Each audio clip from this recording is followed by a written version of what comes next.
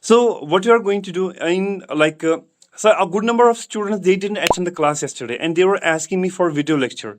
But I told them that yesterday we didn't discuss anything. Like I didn't teach them anything. Okay. Yesterday I was just telling my students that how you can become a fluent speaker within a short amount of time and hope you have started putting the things into the practice. Okay. But in today's video lecture, what we are going to do in today's class, I'm going to teach you about future indefinite.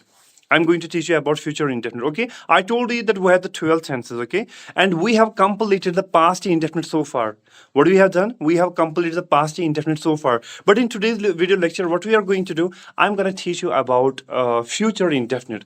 आज की इस video lecture में मैं आपको future indefinite के बारे में पढ़ाऊंगा. ठीक है? Sir, in my opinion, you have to start present tense instead of future tense. I'm going to teach it. What's your good name? But Arif, sir. Arif, don't worry about it. Okay, you don't need to worry about it. I know what is going to be the better for you. Okay, so present indefinite. Yeah, after that, I'm gonna teach you about the present indefinite. Okay, but this time I think it's going to be like, why did I like last time the same question was asked to me by a student. He told me, sir, why did you like if the first tense is over there, there's the present indefinite. So why did you start teaching the past indefinite? I started teaching the past indefinite because it's easy peasy for you. Like it's going to be very easy peasy for you. Okay, but when it comes to the present indefinite, okay, you have to consider a lot of rules over there, like third person singular, s, es, ies. If the subject is third person singular, the verb of this particular subject is followed by s, es, ies. So maybe like in the initial state it's going to be very difficult for you. Everyone doesn't have the same level over here. Okay, we have some kids here as well. They are in fourth class, fifth class, sixth class. Okay, and we have some students over there, they have left their studies so far. So maybe it's going to be very difficult for them to understand the past, the present indefinite over there. It was the reason that I didn't teach you the past present indefinite. I started teaching you the past indefinite. And what we are going to do today, I'm going to teach you about the future indefinite. Today we're going to complete it, and inshallah tomorrow I'm going to teach you about the future. Present indefinite. Okay. Okay. So what we are going to do, future indefinite. सबसे पहले हम देखेंगे, देखिए याद रखिएगा, सबसे पहले हम यहाँ पर ये देखेंगे कि फ्यूचर इंडेफिनिट कहाँ पर इस्तेमाल करना है, क्योंकि यूज बहुत ही इंपॉर्टेंट है. सबसे पहला जो क्वेश्चन है यहाँ पर कि हमें फ्यूचर इंडेफिनिट कहाँ पर इस्तेमाल करना है. देखिए फ्यूचर इंडेफिनिट हम इस्तेमाल करते हैं फ्यूचर के एक्शंस को दिखाने के लिए. अगर फ्यूचर में कोई एक्शन होगा या होने वाला है, फ्यूचर में कोई एक्शन होगा या होने वाला होगा, तो वहां पर उसको दिखाने के लिए, उसको इंग्लिश में बोलने के लिए हम फ्यूचर इंडेफिनिट का इस्तेमाल करेंगे. ठीक है, अब सबसे पहले हम यही समझते हैं, जिस तरह हमने यहाँ पर समझा कि सर पास्ट होता क्या है, यहाँ पर हम इसी तरह समझेंगे कि फ्यूचर होता क्या है. देखिए मैंने आपको बोला अभी जो टाइम यहाँ पर है वो है 8 अभी बज चुके हैं. ठीक है, अभी जो यहाँ पर टाइमिंग है अभी 8 बज चुके हैं. ठीक है, और 8 बजे से पहले जितना भी टाइम बीत चुका है वो पास्ट है. और अगर उस पास्ट में कोई एक्शन हुआ होगा या हुआ है, वो अगर आपको इंग्लिश में बोलना है, उसको इंग्लिश में बोलने के लिए हमें पास्ट इंडेफिनिट का इस्तेमाल करना है, जिसका स्ट्रक्चर है subject plus V2 plus object. लेकिन अभी अगर 8 बजे हैं, 8 बजे के बाद जितना भी टाइम आने वाला है वो फ्यूचर है. जैसे कि 8:1, 8:2, 8:3, 8:5, 8:10, 8:9, 10, 11, tomorrow, day after tomorrow. Okay, Sunday, Monday, Tuesday, Wednesday. तो ये क्या है, ये यहाँ पर कमिंग डेज है, ये फ्यूचर है. और अगर इस फ्यूचर में कोई एक्शन होगा या होने वाला है, हम क्या वहां पर करेंगे, हम वहां पर फ्यूचर इंडेफिनिट का इस्तेमाल करेंगे. उन एक्शन को दिखाने के लिए हम फ्यूचर इंडेफिनिट का इस्तेमाल करेंगे. ठीक है, अब सबसे पहले यहां पर सर कैसे करें, what is the structure over there. The structure is subject plus will or shall. आप लिखिए वहां पर structure subject plus will or shall, subject plus will or shall plus V1 plus object. जल्दी से लिखिए, subject plus will or shall plus V1 plus object.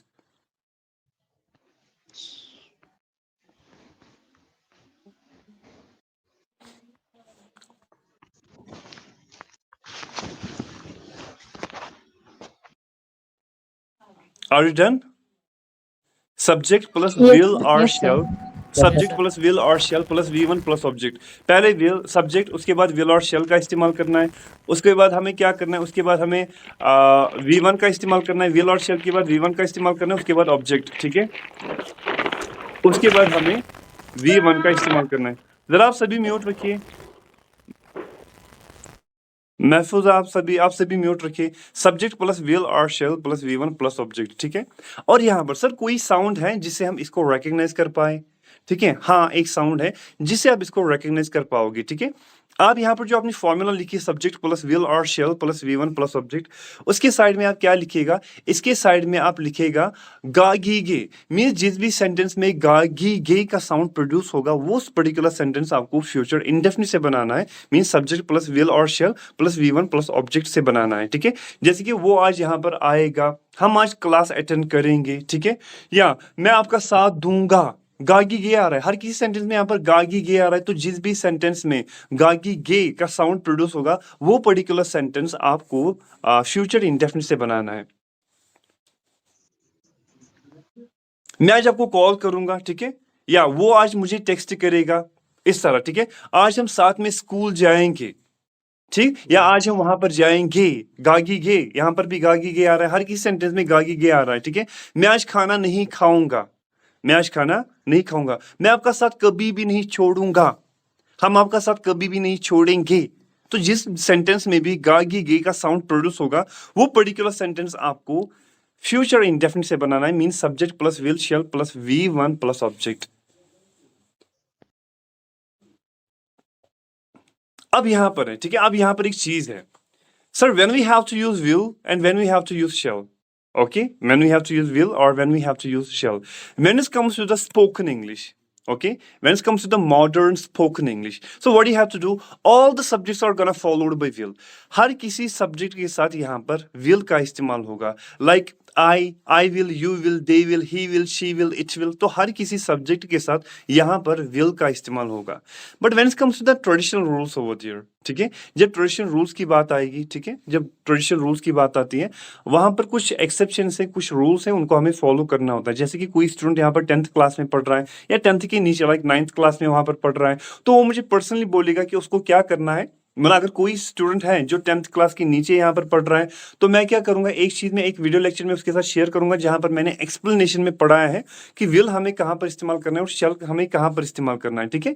लेकिन अभी हमें यहाँ पर क्या है, अभी हमें यहाँ पर ध्यान इस पे देना है कि अभी हम स्पीकिंग पे यहाँ पर ध्यान दे रहे हैं। तो मॉडर्न स्पोकन इंग्लिश में क्या होता है, all the subjects are gonna followed by will. हर किसी सब्जेक्ट के साथ विल का इस्तेमाल होगा, तो अभी आप शैल को छोड़िए। हाँ, अगर कोई इंटरेस्टिंग होगा, अगर कोई इंटरेस्टेड है ये जानने में कि सर हमें कहाँ कहाँ पर शैल इस्तेमाल करना है और किस जगह पे हमें विल का इस्तेमाल करना है, वो मैं आपको आपके साथ में एक वीडियो लेक्चर शेयर करूंगा जो मैंने ऑलरेडी रिकॉर्ड करके रखा है, तो वो मैं आपके साथ शेयर करूंगा, तो वो आप देखिएगा वहां पर, ठीक है। तो अभी यहाँ पर टाइम वेस्ट हम नहीं करेंगे और सीधा हम पॉइंट पे आते हैं, ठीक है। तो पहले क्या आएगा, पहले सब्जेक्ट है, उसके बाद विल। अभी आप शैल को स्किप ही करोगे, ठीक है, स्पीकिंग के लिए, राइटिंग के लिए नहीं, मैं स्पीकिंग की बात कर रहा हूँ।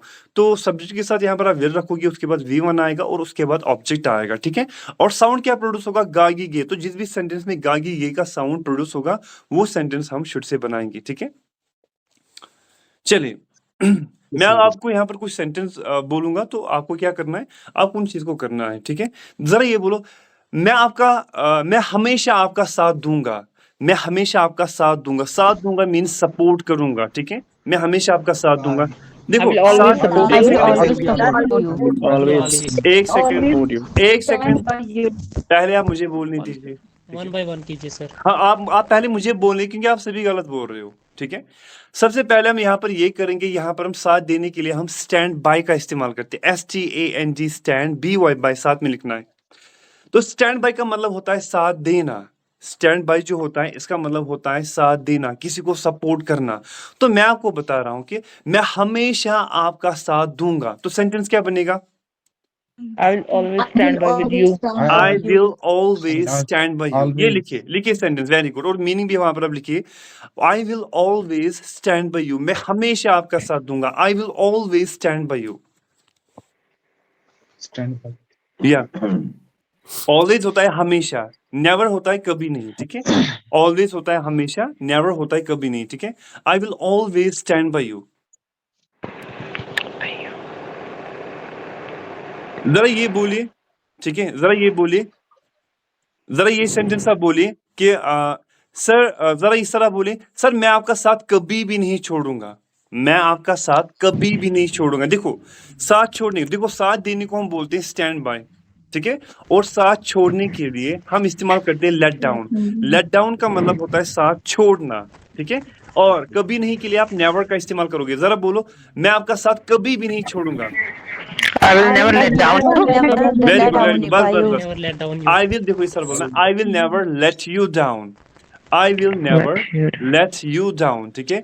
मैं आपका साथ कभी भी नहीं छोड़ूंगा। I will never let you down.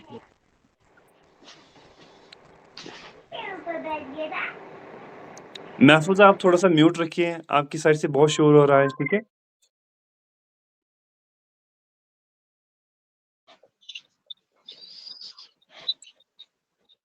ठीक है, इसके बाद आप और एक चीज कीजिए, ठीक है।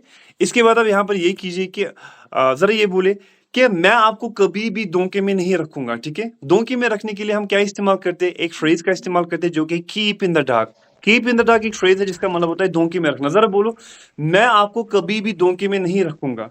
या हम आपको, हम वही एक सेकंड, हम आपको कभी भी धोखे में नहीं रखेंगे। इसको ट्रांसलेट करो। We will never We will Never keep you in dark. We will never keep you in the dark. Very good.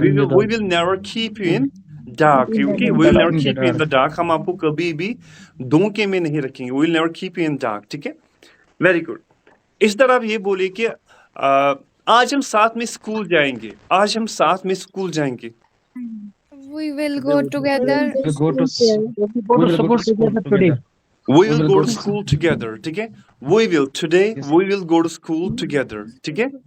अब अगर आपको यहाँ पर नॉट का इस्तेमाल करना है, ठीक है। अगर आपको यहाँ पर ये इस्तेमाल करना है कि नेगेटिव में क्या करना है? बहुत ही इजी है। विल के बाद हमें क्या करना है? नॉट का इस्तेमाल करना है। याद रखिएगा, विल के बाद बहुत ही सिंपल है। विल के बाद हम नॉट का इस्तेमाल करेंगे तो सेंटेंस स्ट्रक्चर इस तरह बनेगा: subject plus will or shall plus not plus V1 plus object. Will or subject plus will or shall plus not plus V1 plus object. The structure Subject plus will or shall, या तो will आएगा या shall आएगा, plus subject plus will or shall plus not plus V1 plus object. Will or shall यहाँ पर helping verb है और V1 जो है वो main verb है।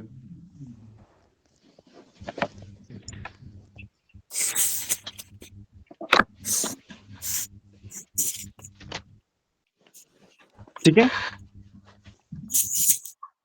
जरा नेगेटिव में इस तरह सेंटेंस बोली कि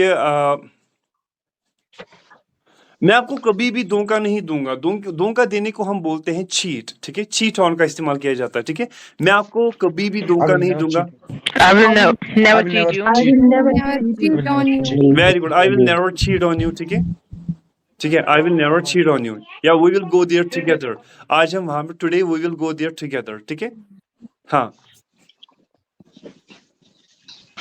अब ये सेंटेंस बोलो कि मैं आपको नहीं छोड़ूंगा, ठीक है। ये सेंटेंस आप बोलो कि मैं आपको कभी नहीं ये ना, मैं आपको नहीं छोड़ूंगा। इसको ट्रांसलेट कीजिए। I will never leave you.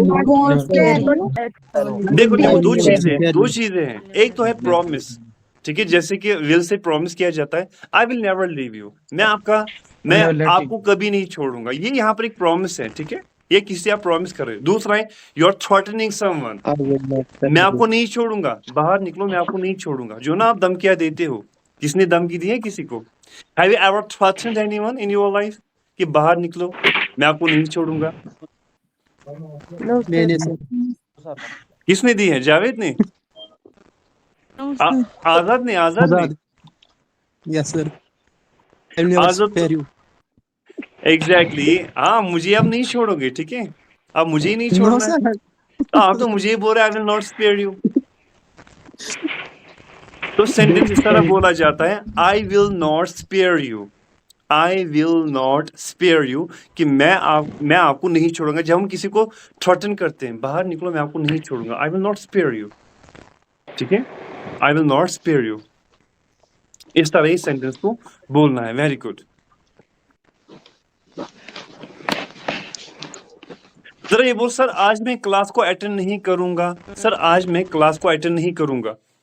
Today I will not attend the class. बहुत इजी है। Today I will not attend the class, ठीक है, बहुत ही इजी है। तो पॉजिटिव हुआ, उसके बाद नेगेटिव भी हुआ।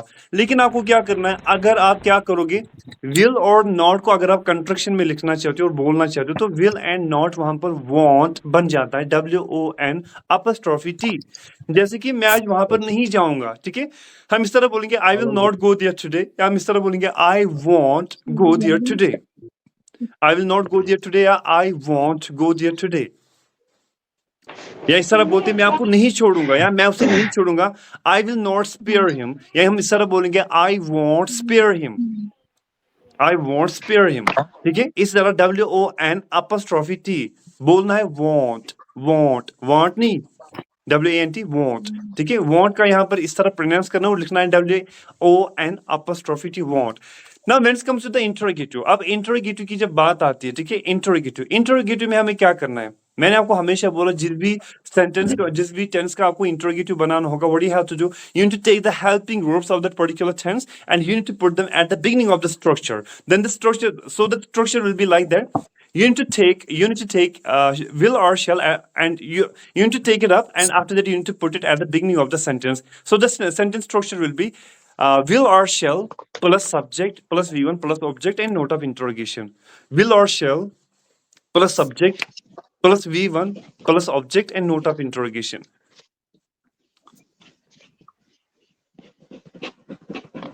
Getting my point? Repeat again. Will or shall plus subject plus V1 plus object and note of interrogation.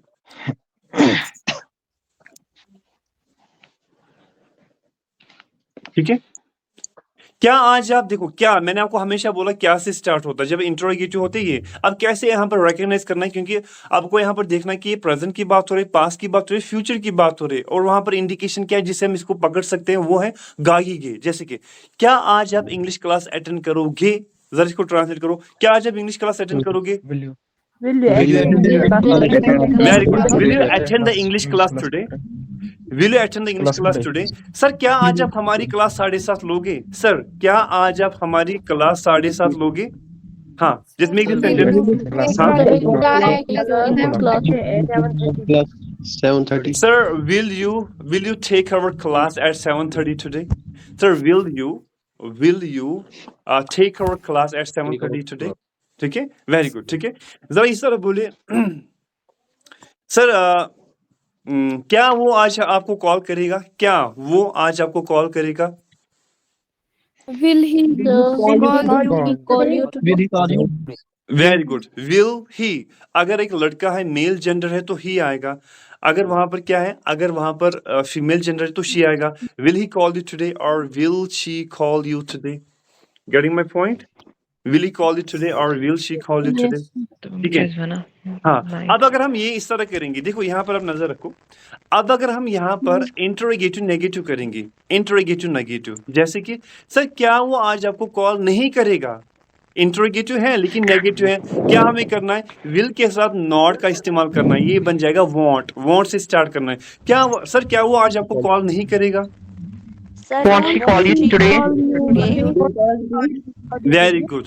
Won't he call you today or won't she call you today? क्या आज आप मुझे मिलोगे, क्या आज आप मुझे मिलोगे? Will you meet me today? Or will you see?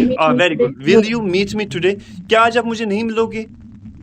Won't you meet me today? Won't you meet me today? Very good. बहुत ही इजी है, बहुत ही इजी है। अब यहाँ पर देखो, अब यहाँ पर जो लास्ट वाला है वो है डबल इंटरोगेटिव, ओके, वो है डबल इंटरोगेटिव। तो हमें क्या करना है, we have to put the WH family words over there, ठीक है, हमें वहां पर WH family words वहां पर रखने हैं, ठीक है। WH family words जैसे कि मैंने आपको लास्ट टाइम बोला, at what time, when, what, how, okay, you have to use it WH family words Yes. over there, and after that there is a structure like will or shall plus subject, WH family words plus will or shall plus subject plus V1 plus object and note of interrogation, okay। हाँ, तो वो आपको वहां पर करना है, ठीक है। तो अब यहाँ पर स्ट्रक्चर कैसे इस्तेमाल होगा, ठीक है। अब स्ट्रक्चर तो ये है, अब कौन कौन से सेंटेंस आपको बनाने, जरा एक एक करके आप यहाँ पर एक एक सेंटेंस बोलो। मैं यहाँ पर आपके नाम बताऊंगा, पहले वानी है तो वानी मसरूर है तो वो यहाँ पर मुझे बोलेगा, वानी मसरूर, वो यहाँ पर पहले सेंटेंस कोई बनाएगा, ठीक है। उसके बाद बस्ट, उसके बाद महफूजा, उसके बाद लोन। चलो जल्दी से सेंटेंस बनाना है। हाँ, डबल इंटरोगेटिव से आपको एक सेंटेंस बनाना है। Why will he go there? Why will he go there? Go there. इसका मतलब क्या आप आए? इसका मतलब क्या है? वो वहाँ क्यों जाएगा? Very good. जरा बट आप बोलिए.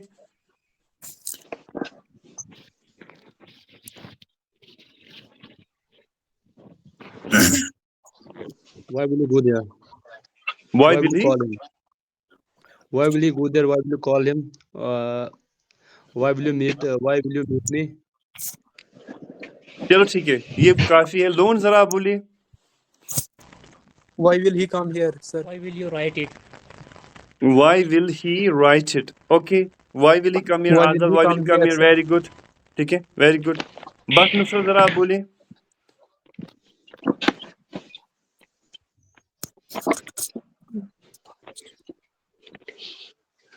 Why will he call you? Very good. महफूजा जरा आप बोलिए. Why will he do it? Why will he do it? Okay. शिबिर जरा आप बोलिए. Why are you wasting your time? नहीं, गलत है. Why are you wasting your time? अपना टाइम वेस्ट क्यों कर रहे हो? गलत है. ये तो इससे नहीं आएगा. इम्तियाज जरा आप बोलिए. इम्तियाज. हाँ. He beat you. Why will he beat you? Okay. Why will he beat you? ठीक है. मैं आपको मार डालूंगा. जरा इसको बोलो. मैं आपको मार डालूंगा. I will beat you. I will beat you or I will kill you. मारना दो तरीके. एक तो होता है मारना, clobber someone. That is the beat. Another one is kill. Like, okay, as you know. ठीक है. तो वो होता है kill. ठीक है. तो definitely, are you really gonna kill me? You're just saying that I'm gonna kill you. Like I will kill you. Sir, you बहुत खुश हुए. Okay, one thing is over there. देखो. Listen to me. Like we're gonna end this session over here. ठीक है. जो यहाँ पर है वो हम अभी सेशन करेंगे. ठीक है. इस सेशन को अभी हम एंड करते हैं यहाँ पर. ठीक है. और what I'm going to teach you tomorrow I'm gonna teach you about future indefinite. Okay. I'm gonna teach you about I have taught you the future indefinite today. Tomorrow we're gonna discuss. Wait a moment. Tomorrow we're gonna discuss present continuous. Yeah, present continuous. Okay. So take care.